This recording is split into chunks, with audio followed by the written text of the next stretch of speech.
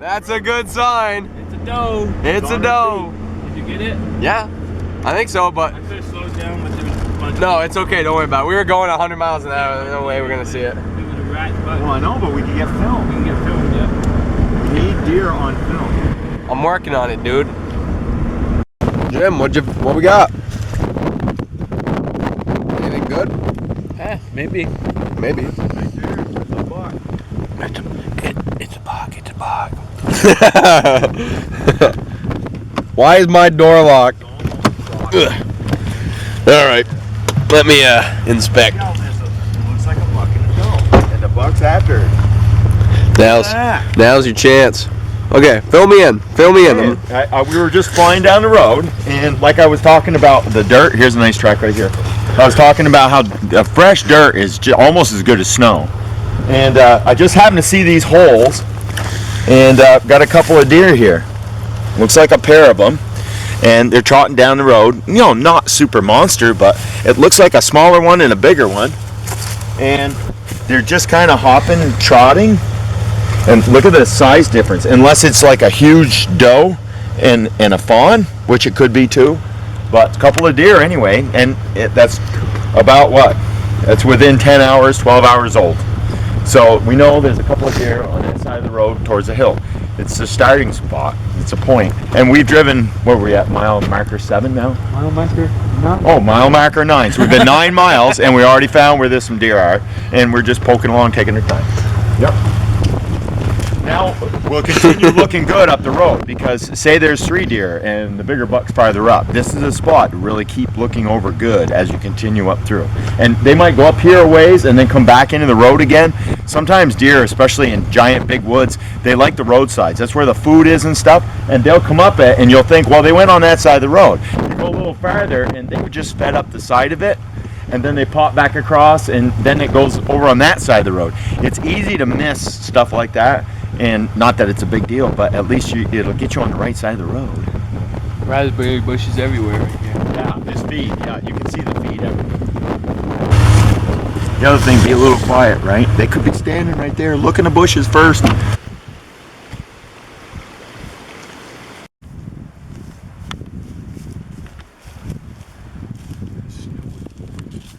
We're getting snow. We're getting snow. Of course we are. The rest of the world is getting sunny and 75. Yep. Wind's finally in our face. Yep. About time. Happy Halloween, everybody. We're dressed as pumpkins with rifles. Except for Jimmy, he's dressed as him. Okay, just had a couple snowflakes fall.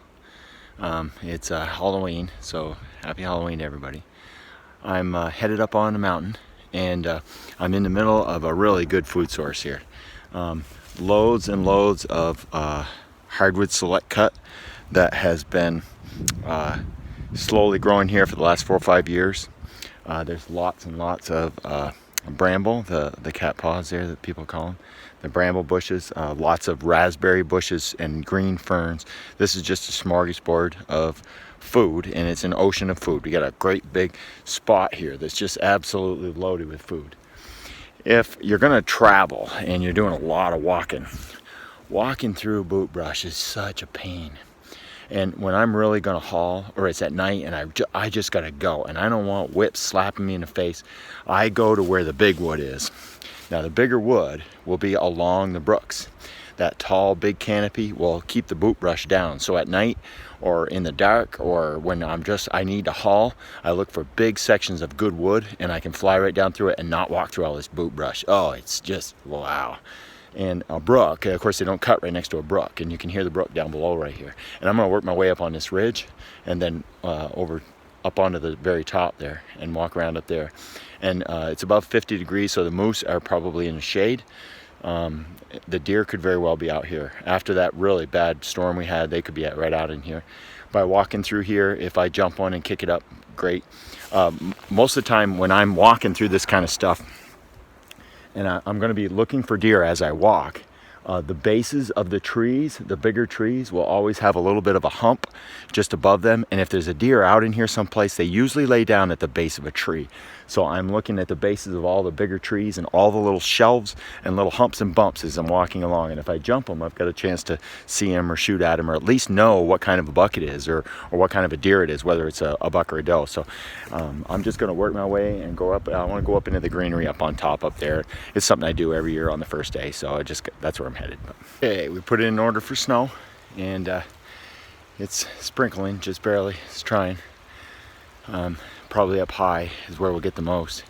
One of the things about snow, when it does come, it takes about 24 hours or more sometimes for the deer to move around in it to make tracks enough so that you can find them. Sometimes that fresh snow, you can't find squat for tracks. The deer haven't moved and they're just kind of hanging out in the spots they're in. And especially early, like the first week in November, they're not moving all that much generally. A little bit, but not much. If it's real cold, they'll move more. But for the most part, you need the snow to sit for a while, and 5 or 6 hours usually isn't enough. It's a lot harder to find a track from the road, and you almost have to bump into them or see something smoking fresh. But if you do, boy, you're on them, and that's great. Just starting to get a little higher in elevation now, getting into the greenery more, and this is kind of like where I like to be. If there's no deer moving around, it's kind of hot, I head for the greenery and poke around in that some. It's easier walking. I can see good. Moose are usually under there if you want to see something. A real hot day, 50, 60 degrees or whatever. I think it was 42 or something when we left camp this morning. It's probably 32 to 34 here. Way up in the clouds is obviously colder because it's snowing, but we're gaining on it anyway. And we're expecting to, I should be coming across moose anytime now. I just saw my first fresh moose track. When you're going up a valley, especially timber company land, the big main skidder road that goes up in there, it has feeder roads, and they all come down the hill right to it. Those feeder roads turn into game trails eventually. Usually once a skid trail is long, kind of gone, but there's still a game trail on it. Moose and deer and bears and everything will run up and down them. The people will run up and down them. Four-wheelers. This one here is kind of like a four-wheeler path to get up in here. I think a Maine guide has some bear baits up in here in the early part of the season. Those skid trails are a great place for it, and I'm looking for any kind of, especially tracks. Definitely looking for rubs or scrapes if I find them, because it means a buck. Doesn't mean what kind of buck it is, but at least there's a buck around. And just deer sign in general. Every time I come across a track, I pay attention to which direction it's going. Some areas, I've been up some valleys, and nearly every track is going from west to east, or it's going down the valley or up the valley. You know, all those things. I just make little mental notes all the time when I see sign, and I try and add it up all day long. See what happens. Okay, I'm 1.5 miles from the rig, and I'm still climbing. I got about another 1.5 miles to go before I kind of start bending back towards the rig. I've been out here for about 1.5 hours. Whenever you come to water, be careful, stay dry. When you're in the wilderness and you're someplace, you need to stay dry. It can save your life or end it, right? So be the smartest you can. Be cautious when you're crossing water. Try not to get wet. Everything's slippery. There's rocks, the moss, the ice. You can't trust any of it. So take your time. The snow keeps coming. Love the snow. I'm gonna work my way up into this big bunch of junk. Once I get to the top, it'll be beautiful. There ought to be some moose up there. And that's the other place I like to go up on the tops in the green and the flat and look for some sheds. And whenever you're crossing water, be super careful. Be extra cautious about what you do and how you do it. Staying dry is everything. Quick tip. Mountains don't produce groceries very, very fast. It's real slow. And there's not much, and the growing season is wicked short. But if I'm gonna hunt a mountain and there's been a wind event like we've had, wherever there's giant blow tops or blowdowns everywhere, I hunt those blowdowns because that's new groceries. The food falls down where the animals can reach it. There was 4 birds in this blowdown right here. I couldn't get them on film, they took off, but hunt those blowdowns. The moose will pull up and chew all the needles off the balsam fir. You know, those are key spots. Even the deer will eat the old man's beard that they couldn't reach way up high. So really look blowdowns over good when you're on a mountaintop. I don't know how well you can see it, but this is like a maze. Okay, when you get to the top of a big green mountain, it's like a maze, and there's all kinds of little trails. Now no moose is going to go root through that, no deer is going to go through that unless they have to. So if you want to walk around, where would you rather walk? In a maze where there's side walls and you could run right into something, or out in a million acres of wide open and they can run in any direction? I like the maze. The maze is awesome. They can't see you coming. You're peeking around a corner. You're looking over a hump all the time. It's great. I love coming around corners, nice and easy, looking through and seeing something in another opening. It's a great way to run into all kinds of stuff, and I love seeing things.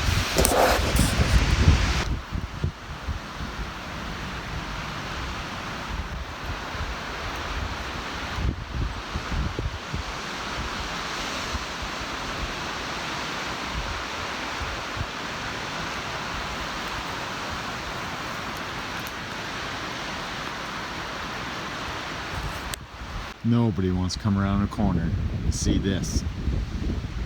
Now I gotta pick it up. Leave the place better than you found it. Those balloons, they don't disappear.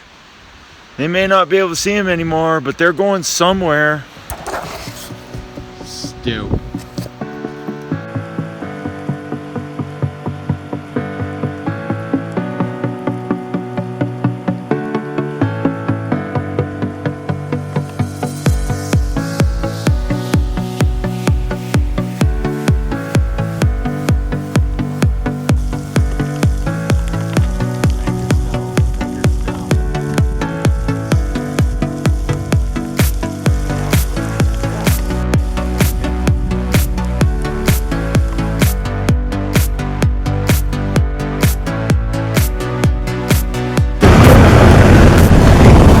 You saying that on camera.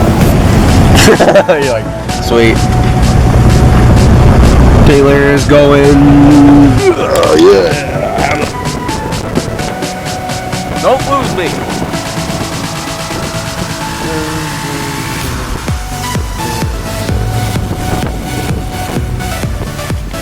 This is me. Is that you? 10-4, little buddy.